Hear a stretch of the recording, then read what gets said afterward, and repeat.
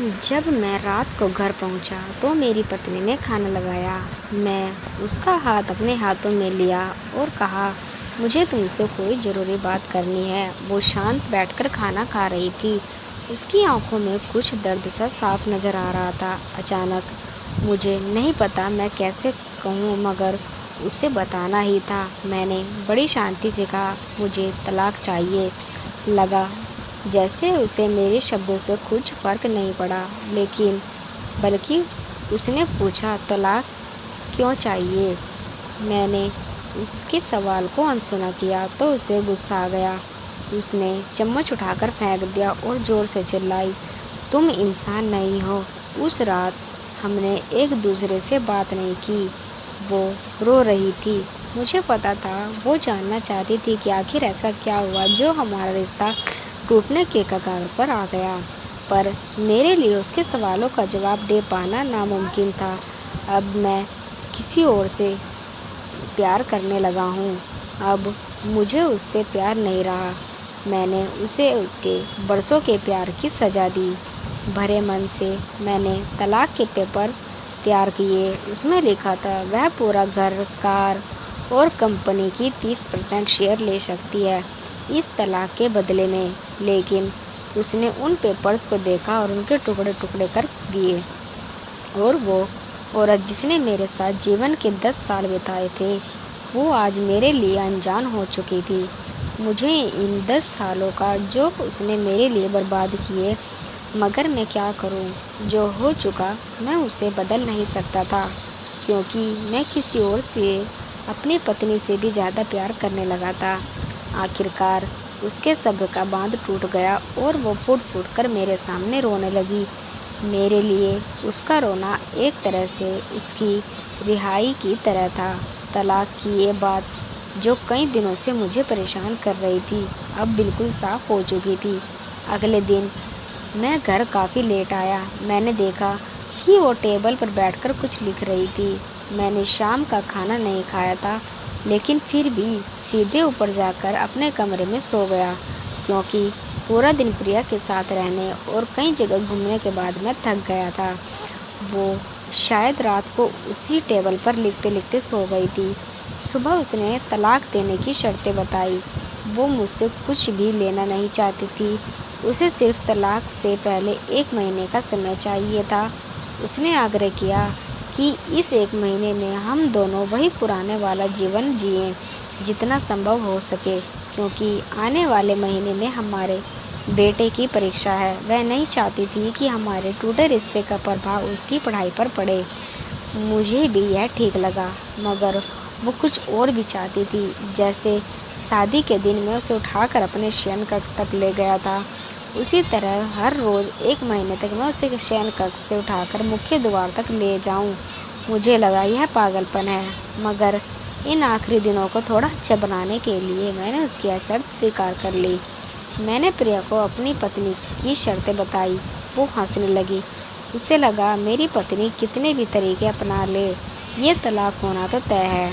मेरी पत्नी और मैं इसी दौरान नहीं मिले थे, लेकिन दिन जब मैं पहली बार उठाकर उसे गेट तक लेकर गया तो हम दोनों काफ़ी अजीब महसूस कर रहे थे। पीछे से हमारा बेटा भी खिलखिलाकर खुश हो रहा था। अगले दिन यह काम थोड़ा सामान्य और आसान हो गया। वह मेरे सीने से लगी थी और मैं उसकी खुशबू महसूस कर रहा था। ऐसा लगा जैसे कई दिनों बाद मुझे ये खुशबू मिल रही थी, या फिर कई दिनों से मैंने उसके होने को महसूस नहीं किया था। पहले जितनी उसमें वो कसाव नहीं था और चेहरे पर कुछ हल्की झुर्रियाँ नज़र आ रही थी और बाल भी सफ़ेद होने लगे थे। ये वही औरत थी जिसने अपने जीवन के 10 साल मुझे समर्पित किए थे। चौथे दिन जब मैंने उसे उठाया तो वो पुरानी रोमांच लौटने लगी। 5वें और छठे दिन वो पुराना प्यार फिर जागने लगा। मैंने प्रिया को इस बारे में कुछ नहीं बताया। अब उसे उठाना और आसान हो गया। शायद हर रोज़ यह सब करने का मैं आदी हो गया था। एक दिन वह अपनी पसंद की साड़ी निकाल रही थी, लेकिन कुछ खास नहीं ढूंढ पाई। उसने सांस भरते हुए कहा कि सारे कपड़े बड़े पड़ने लगे हैं। तब मुझे पता चला कि वह काफ़ी दुबली हो गई है और इसलिए मैं उसे आसानी से उठा पा रहा था। मेरे दिल को एक झटका सा लगा। उसने अपने दिल से काफ़ी सारा दर्द छुपा रखा था। पता नहीं कैसे मैं आगे बढ़ा और उसके सिर को छूकर देखा। अचानक हमारा बेटा आया और बोला, पापा, ये तो मम्मा को उठाकर बाहर ले जाने का समय हो गया है। उसके लिए अपने पापा द्वारा मम्मा को इस तरह उठाकर ले जाते हुए देखना जीवन का अभिन्न हिस्सा बन गया था। मेरी बीवी ने हमारे बच्चे को बुलाया और ज़ोर से उसे गले लगा लिया। मैंने अपना चेहरा दूसरी तरफ कर लिया। मुझे लगा कहीं मैं निर्णय न बदल लूँ।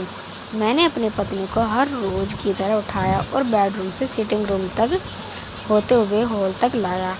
उसने प्यार से अपने दोनों हाथ मेरी गर्दन के आसपास रख दिए। मैंने ज़ोर से पकड़ रखा था, बिल्कुल हमारी सुहागरात की तरह, मगर उसका इतना कम वज़न मुझे परेशान कर रहा था। महीने के आखिरी दिन जब मैंने उसे उठाया तो मेरे लिए एक कदम भी चल पाना मुश्किल हो रहा था। हमारा बेटा स्कूल जा चुका था। मैं अपनी कार से ऑफिस गया और कार से कूदकर बाहर आ गया बिना कार को लॉक किए। मुझे डर था कि अब एक पल की भी देरी मेरा इरादा बदल देगी। मैं ऊपर गया। प्रिया ने दरवाज़ा खोला और मैंने कहा, सॉरी प्रिया, अब मैं अपनी पत्नी से तलाक नहीं लेना चाहता। उसने मुझे देखा और मेरे सिर पर हाथ फेरकर कहा, तुम्हें बुखार तो नहीं है? मैंने उसका हाथ हटाया और कहा, सॉरी प्रिया, अब मुझे अपनी पत्नी से तलाक नहीं चाहिए। हमारी शादीशुदा ज़िंदगी शायद हम दोनों के ध्यान न देने की वजह से बोरिंग हो गई थी। लेकिन इसका मतलब यह कतई नहीं कि हम एक दूसरे से प्यार नहीं करते। अब मुझे एहसास हुआ है कि जिस दिन मैं उसे शादी करके अपने घर लाया था, उस दिन से जीवन के आखिरी दिन तक मुझे उसका साथ निभाना है। प्रिया के होश उड़ गए। उसने एक जोरदार चांटा जड़ दिया मेरे मुंह पर। वह रोने लगी और दरवाज़ा अंदर से बंद कर लिया। मैं सीढ़ियों से नीचे उतरा और आकर अपनी कार में बैठ गया। आगे एक फूल वाले की दुकान पर रुका और अपनी प्यारी पत्नी के लिए एक सुंदर सा गुलदस्ता लिया। दुकानदार ने पूछा, इस पर क्या लिखना है? मैंने मुस्कुराते हुए कहा, मैं तुम्हें जीवन के आखिरी दिन तक यूं ही उठाता रहूँगा मेरी अर्धांगिनी। उस शाम जब मैं घर आया, हाथों में गुलदस्ता लिए, मेरे चेहरे पर एक मुस्कान थी।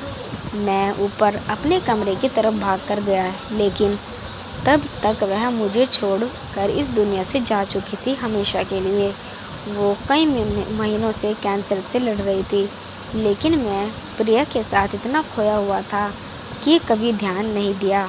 उसे पता था कि जल्द ही मुझे छोड़कर जाने वाली है, इसलिए वह मुझे और मेरे बेटे के रिश्ते को टूटने से बचाना चाहती थी। मैं नीच उससे तलाक लेना चाहता था, लेकिन फिर भी उसने मुझे अपने बच्चे की नज़रों में एक प्यारा पति और पिता बना दिया। जीवन की छोटी छोटी बातें रिश्तों में बहुत महत्व रखती है। बड़ा घर, बड़ी कार और बैंक बैलेंस, ये खुशियों का हिस्सा जरूर बन सकते हैं, मगर अपनों के बिना इनकी कोई कीमत नहीं होती।